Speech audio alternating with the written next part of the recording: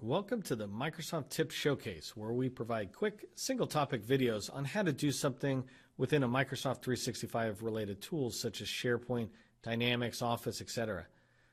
Microsoft 365 provides you access to a calendar application, and often you might want to be able to print the calendars out. That's what we're going to show you today. I'm going to switch over to our SharePoint site.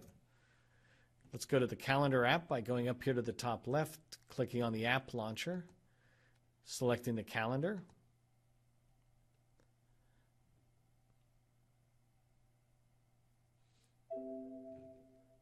Go ahead and close that notification, close the settings. So this is our calendar. You can see that I have some demo meetings scheduled throughout this month, and I want to print my calendar. Come up here to the top menu bar, press print. And the print will give you multiple options, and one of the beautiful parts of Office 365 is the calendar print option displays what it will look like before you get out of there. So this is a nice calendar by default, shows you the previous or the current and the next month, shows you the full month view. The first thing you can do is choose which calendar you want to print. Let me zoom in. I guess I won't zoom in because it's not letting me, and that's okay. If I had multiple calendars, I could hit that drop down and you could choose which calendar you want to print. The next option is, how do you want it to print? And so from here, you currently see the month view. I can change it to the work week, which is showing me Monday, Tuesday, Wednesday, Thursday, Friday. I could change it to the full week, which then adds in Sunday and Saturday on either end. Or I can say I want to do the day.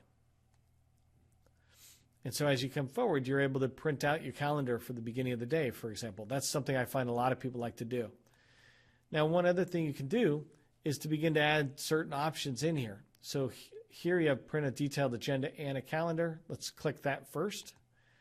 When you do that, you'll see the events that are in there. So this is the agenda view. Because I have no appointments, there's nothing there. But if I move forward to the calendar view, there's something there. And let me cancel this really quick and let's come to the 14th. And I'm going to hit print on this again. And if I hit the day, so now I'm printing out February 14th, you'll notice that you can see the different activities. So I want to come back to the month where we were and choose print detailed agenda or calendar. And now you're able to see that not only here are my events, but in this particular case, it's telling you that this is a Skype meeting and we'll need to be joining online. So this is the agenda view coming down, or I can print the calendar view where it looks like this. And you can decide for yourself which one's most helpful for you. I'm going to leave that agenda and calendar views checked off right now, and I'm going to change through the different periods again so you can see it. So here's the work week. And as you move forward, this is what the calendar would look like. You see my meetings are spread across Wednesday and Friday. But if I do the agenda view, it comes back and lays it out this way. Let me come back to the calendar view, and I will change it to, I'm going to skip the week because the week's normal, but the day, let's skip to the day. And now you can see the day looks like this. So you can decide, it's almost like a Franklin planner if you guys are used to using that, or any other kind of planner. I can change it to the agenda view on the bottom right. And that, again, gives you the ability to enter some of this information in. If I check off this option for leave room for notes, this is really handy because if you're in a particular meeting and you've got this with you, during the meeting, you can just be running down notes through the day.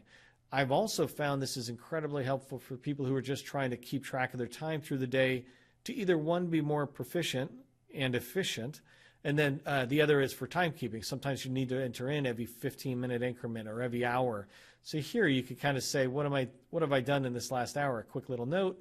And then when you enter your time into your timekeeping system, it allows you to put that information right in. The last thing to point out is you have the ability to decide what to print. And so maybe I'm only looking to print till noon every day. And so in this case, I get to see a much bigger part of my calendar.